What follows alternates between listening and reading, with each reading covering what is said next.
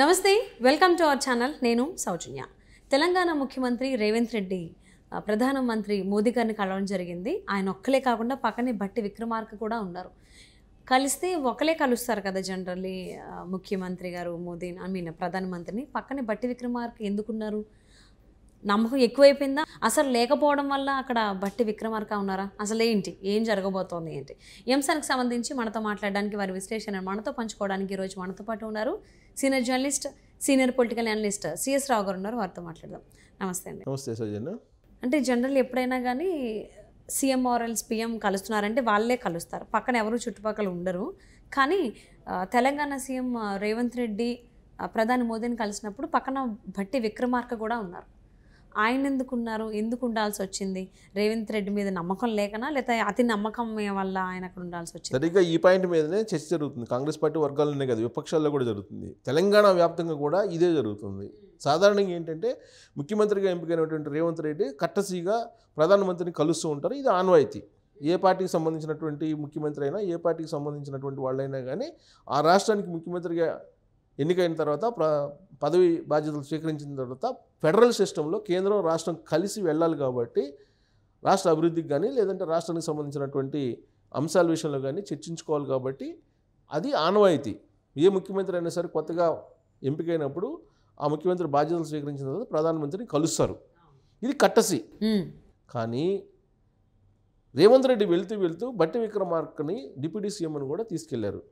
కరెక్ట్గా ఈ పాయింట్ దగ్గరే చర్చ జరుగుతుంది. ఎందుకు బట్టి విక్రమార్కను కూడా రేవంత్ రెడ్డి తీసుకువెళ్ళారు అనే దాని మీద చాలా సీరియస్గా చర్చ జరుగుతుంది. పైగా బట్టి విక్రమార్క ఖమ్మం పర్యటన షెడ్యూల్ ఉంది.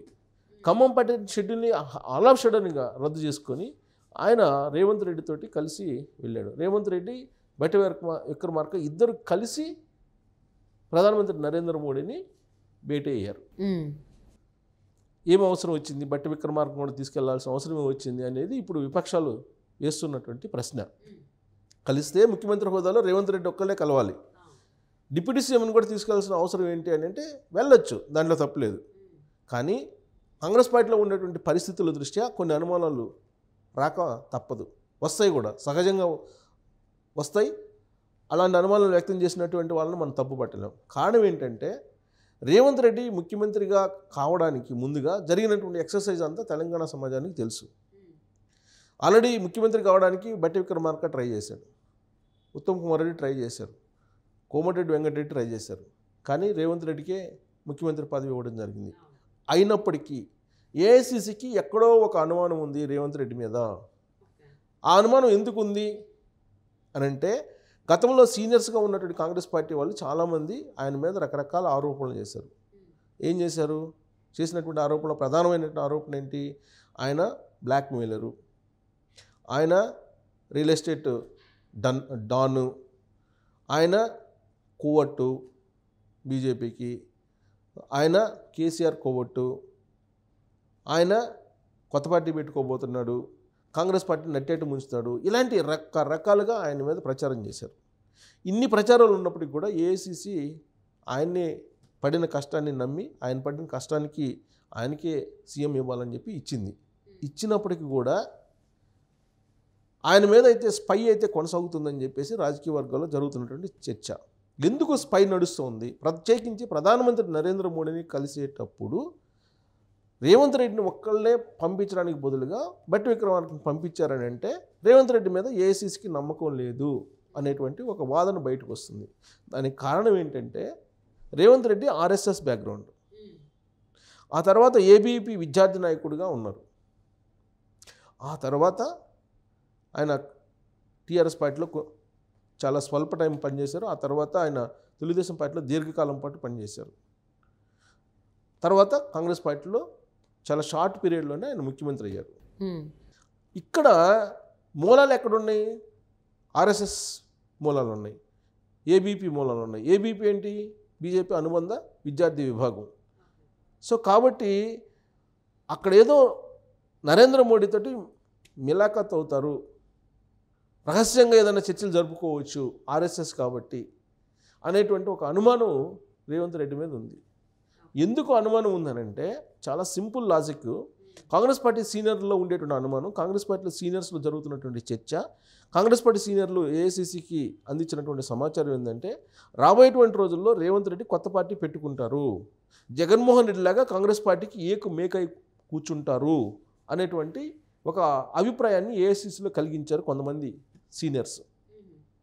ఇప్పుడు రేవంత్ రెడ్డి ఒకవేళ ఆయన నరేంద్ర మోడీతో చేతులు కలిపితే, లేదా నరేంద్ర మోడీ ఒకవేళ కొంత గైడెన్స్ ఇచ్చేసి రేవంత్ రెడ్డిని తప్పుదావ పట్టించి, లేదంటే రేవంత్ రెడ్డి తన వైపు లాక్కొని ప్రయత్నం చేస్తే, అది కనుక సక్సెస్ అయితే ఏక్నాథ్ షిండేలో లాగా రేవంత్ రెడ్డి కూడా అయ్యేటువంటి అవకాశం ఉంది అనేది సీనియర్ల యొక్క ఫీడ్బ్యాక్ ఏఐసీసీకి. ఓకే. అంటే రేవంత్ రెడ్డి మోదీ గారిని కలిసిన తర్వాత ఇంకొక టాక్ కూడా వినిపిస్తోంది. సో త్వరలోనే అమిత్ షా హైదరాబాద్కి పర్యటనకు రాబోతున్నారు కాబట్టి ఆయన వచ్చిన తర్వాత కల్వకుంట్ల ఫ్యామిలీకి కూడా డ్యామేజ్ జరగబోతోంది అన్నట్టుగా టాక్ వినిపిస్తోంది. అంటే బీజేపీ బీఆర్ఎస్ ఒకటే అని చెప్పిన అప్పుడు, ఒకటే అని అందరికీ ఓపెన్ సీక్రెట్లా ఉన్నప్పుడు రేవంత్ రెడ్డి మోదీని కలిసిన తర్వాత వాళ్ళకి ఎందుకు ఎఫెక్ట్ అవుతుంది?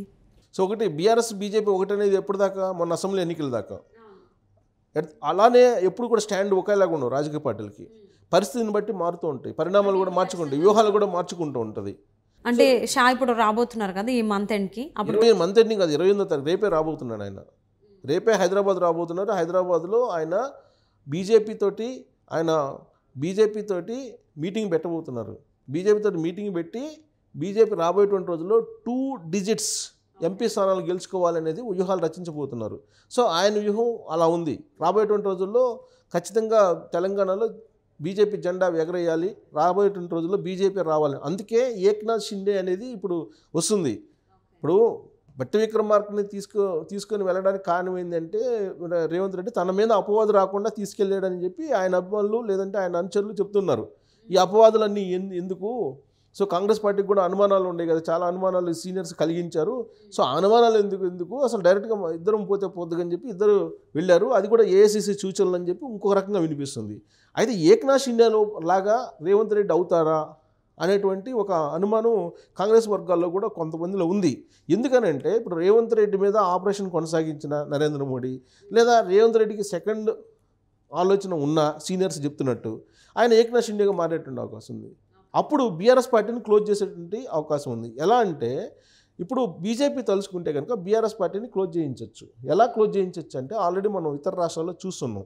ఇప్పటికే అవినీతి ఆరోపణలో కూరుకుపోయారు బీఆర్ఎస్ పార్టీకి సంబంధించినటువంటి అధిష్టానానికి సంబంధించి కీలక లీడర్లు కల్వకుంట్ల ఫ్యామిలీ. సో ఆ క్రమంలో ఇప్పుడు బయటికి తీస్తున్నారు అవన్నీ బయటికి తీస్తున్నప్పుడు సిబిఐ ఎంక్వైరీకి ఇస్తే కనుక వాళ్ళు సమీప భవిష్యత్తులోనే అరెస్ట్ అయ్యేటువంటి అవకాశం ఉందని చెప్పి కాంగ్రెస్ వాళ్ళు చెప్తున్నారు, బీజేపీ వాళ్ళు కూడా చెప్తున్నారు. అది కనుక చేస్తే బీఆర్ఎస్ పార్టీలో ఉండేటువంటి ఎమ్మెల్యేలు ఎవరు కూడా మిగలరు. వాళ్ళకు ఉండేటువంటి 39 మంది ఎమ్మెల్యేల్లో అటు కాంగ్రెస్కో లేదంటే బీజేపీకో వెళ్ళిపోయేటువంటి అవకాశం ఉంది. అప్పుడు కాంగ్రెస్ పార్టీని కూడా చీలిస్తే కాంగ్రెస్ ముక్త భారత్ అనేది ఒక కాన్సెప్ట్ బీజేపీకి. సో కాంగ్రెస్ పార్టీని చీల్చాలంటే అక్కడ రేవంత్ రెడ్డి ఉండకూడదు.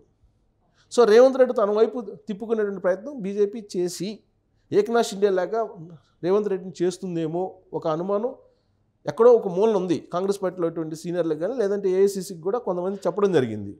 సో అది జరిగితే కనుక బీఆర్ఎస్ పార్టీ క్లోజ్ అయిపోతుంది.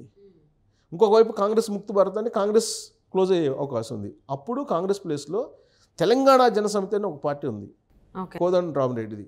కోదండరామిరెడ్డి పార్టీని తెలంగాణ పేరుతో ఉంది కాబట్టి దాన్ని రీవోక్ చేసేసి బీజేపీ వర్సెస్ తెలంగాణ జనసమితి ఈ 2 పార్టీల్లో ఉండేటువంటి అవకాశం ఉంది తెలంగాణలో.